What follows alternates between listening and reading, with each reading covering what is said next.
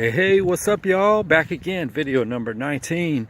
Today's video is very similar to yesterday's topic, and it's called the mysticism of light and color and optics, optical phenomenon. What is it about light? You know, let there be light. Fiat lux in Latin, let there be light. That's the very beginning of everything. What does that mean? I mean, light is what we call electromagnetic frequency, right? So that in itself, I mean, it's so ill-defined in science terms. But I just mean, like, okay, we know about photons and all their properties, right? And if you pass photons through a diffraction grating or a prism, it splits the wavelengths of light into a spectrum like a rainbow. Rainbow has always been a spiritual symbol of perfection. In Tibetan theory, if you do your duties and everything, or if you just got the mojo, you get the body of rainbows at death. And this body is indestructible and beyond time. But it's represented generally as rainbows, irregular, strange types of rainbows, square rainbows, like different things can manifest. But often it's spherical rainbows. So that's actually a pretty common phenomenon. Any particle that will be translucent, any small particle of any liquid or vapor even, like, will basically create a rainbow. And I mean, that's how rainbows happen, but in that case it's a relatively large water droplet, right? But it could be a superfine mist, right? That's almost invisible. And it could be almost all other liquids, you know, as long as they're transparent, will refract light. Anyways, so the point is, light can be spread out in this way, and all the religions have discussed it, right?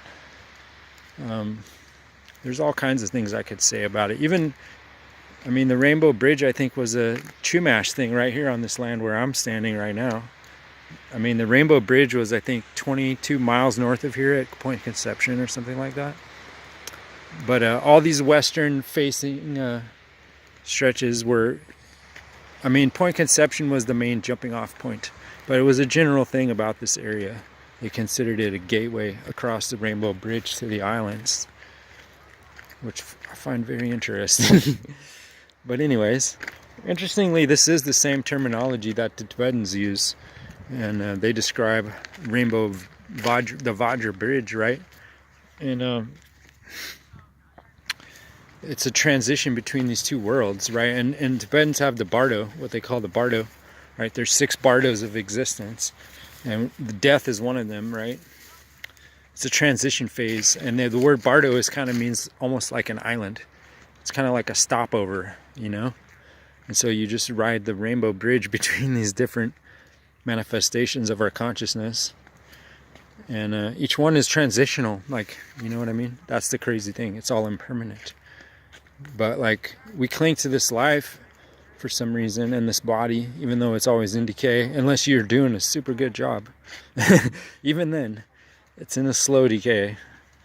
But the point is, we cling to it, and even though we can attain relatively indestructible forms of existence, and often do, I mean, our energy body and our psychic body has been well attested to with many varieties of scientific experimentation.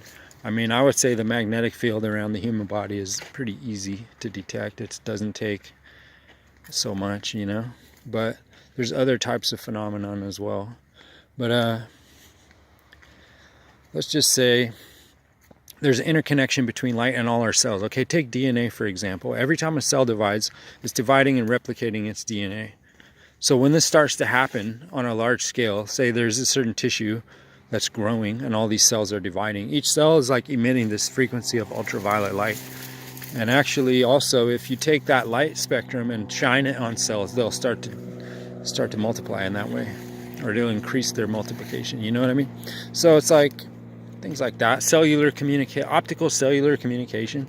I mean, with the new bioinformatics technology that's coming out, they have all kinds of crazy optical equipment that can look inside the body and see smaller scale structures, and it's like revolutionizing the whole science, all cellular biology, and they're just learning things. And I mean, I think similar things are going on in soil biology with looking at trees and how trees and plants communicate. But I mean, the whole system and the science of bioinformatics and these new observational techniques are going to reveal the interconnection between light and human biology, how our bodies work, how how our cells communicate, and how there's all kinds of things like infrared light, for example. I mean, infrared therapy is catching on really big right now, and it helps cellular repair, athletic recovery. Like, I could just go on and on. All it is light, man. You know what I mean? And like, why is this not taught? This is 100-year-old technology we could have been using this entire time, you know, for people to heal people, regenerate muscle tissue, broken bones. Like, why is this not happening? And that's not an isolated example, right? I could never exhaust all these list of things that I want to say, but the point is, optical medicine is a thing, and it's been known for a very long time. I mean, now they have optical acupuncture, so they take these little tiny fiber optics thinner than a human hair, and they can put it precisely into your body at any point and use different light frequencies. I mean, they can kill microbes, regenerate tissue. I think it's promising even for cancer and stuff, but that's just my opinion, man. Anyways, I've experimented with a variety of these technologies as well. But the point is, I mean, we need light. All matter requires an exchange of photonic energy and electromagnetic energy to sustain itself. And so this is what gives us the phenomenon of atomic orbitals in terms of the science of chemistry. I mean, I could go on and on. Okay, look at the planets and the similarity between the planets and the orbitals in an atom. That's something I knew about when I was a tiny-ass little kid, and I used to tell people about that, and they would trip out. And I'd be like, dude, it's a holographic universe, bitch. It is. But as above, so below. As within, so without. I mean, this is long known. This is not surprising new shit. People have known about all this for thousands of years. I mean, look at the cells of a plant, and then look at the cells of a human being, and then look at the solar system. You know what I mean? All kinds of things take this shape. It's called a mandala. Okay, cell is a mandala. Nucleus is at the center, and the membrane is the periphery, right? It's a mandala. It's a dot and a circle. Every culture in the world has used this. Tibetans, Native Americans, Western Hermeticists, all these religions have this circle model with the dot in the middle. It's a sign for the sun in modern astrology now, but some say that's the actual sign of the Illuminati. It's not the eye in the pyramid. It's a circumpunct, a point with a circle. Anyway, it represents the yin and yang, the primal male and female, Shiva, Shakti. I mean, I could go 100 million different variations of all that. But we're talking about light. Okay, photons. So photons act as a particle in a wave. That's the particle is the dot, circle is the wave. Because, like I said, it cycles up and down, right? It has if you took the long form of any wave and compressed it down, it would look like a circle. Or an ellipse, at least. But anyways, the point is, light is a wave. Light is a particle. But these phenomena that we see with light in terms of the spectrum is a gradation of the frequencies of color that we perceive with our eyes, right?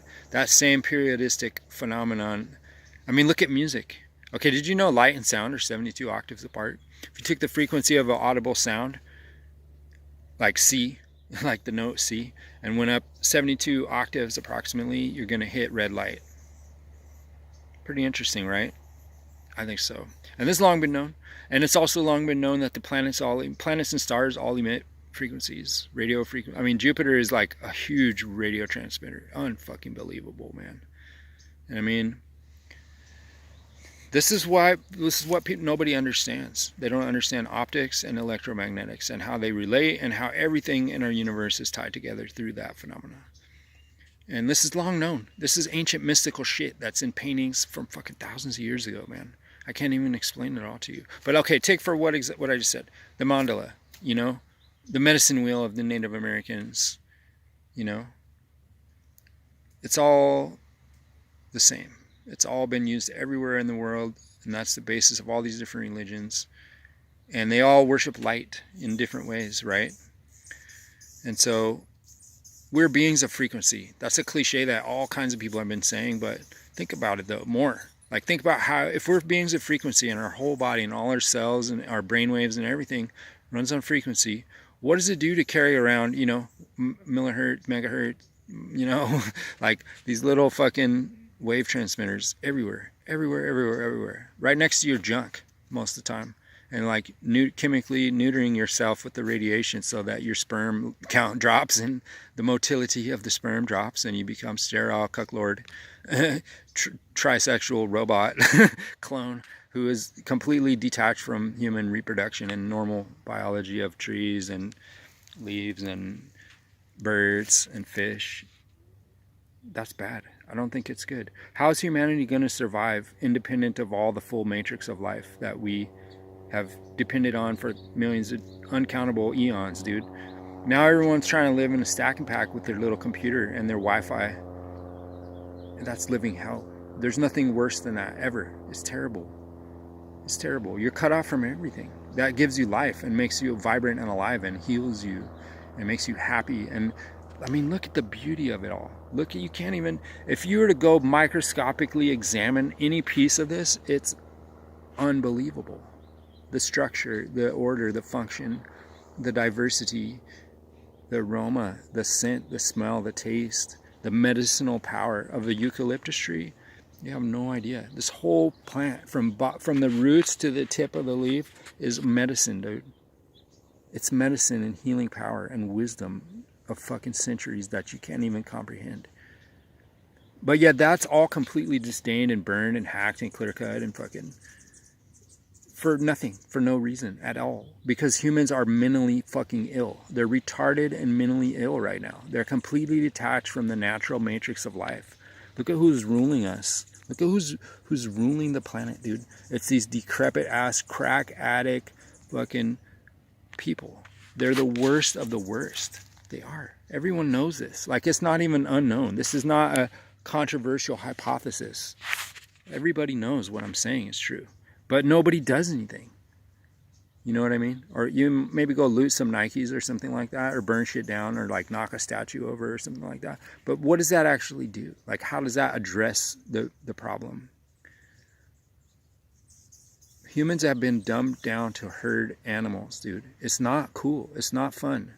It's not. It's sad. It's a terrible fucking tragedy right now. And everybody's participating in it and encouraging each other to dumb it down even further and let a fucking computer turn on the thermostat in their lights in their house and tell them what TV channel and talk to their facial recognition, voice recognition, cortical,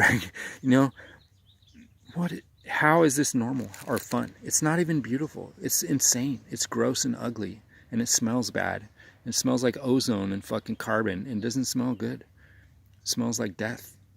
But like, look at have you ever smelled just a pile of these eucalyptus leaves? Just lay in it and smell it. It's the most beautiful fucking perfume. Laurel tree is very nice as well, as far as that aroma. But this is what nature is, man. This is how it works. It's an infinite life force machine.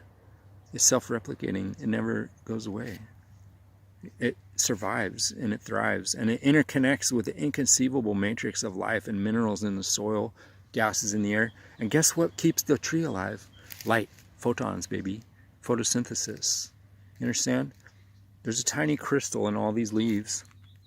This is the oak tree too. There's a tiny little oak right there. Pretty sick, huh?